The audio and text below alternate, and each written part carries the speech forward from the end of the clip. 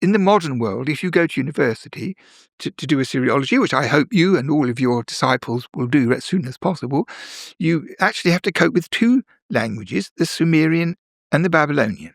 Now, the first thing is this, that the Babylonian language is a Semitic tongue, which, although it's extinct, is connected to or related to Hebrew, Aramaic, Arabic, Ethiopic, Syriac, all that family of Semitic languages which are still alive. It's an early example of one of those. So that when the decipherment came along, it was the Semitic dictionary that they fell back on to identify words, nouns, and roots. The other language, which is Sumerian, the one when you stick bits in the beginning and stick bits at the end, is not only not Semitic, it's not related to any other known language.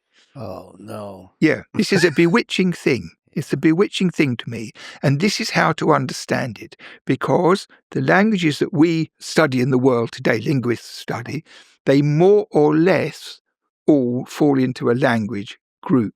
So you have Indo-European with Spanish, Italian, Latin, Hittite, and so forth. And so that's what French, that's one group, and you have Germanic and you have Slavonic, and most languages, even the far-flung ones, fall into what can be seen to be maybe big and airy groups, their family, like that. There's not one for Sumerian. So this means that the truth that languages do not exist in a vacuum, but they're part of a big family, must always have been true. So that when writing arrives about 300 BC, to write properly, it means that Sumerian was recorded just in time. But the big languages, maybe in China, in Russia, in somewhere else in Asia, that were related to Sumerian Are gone? are all gone. They're gone forever and ever and ever, unless something amazing happens. So we've got the one representative of this bizarre family. So Amazing. It's a very stimulating thing to imagine.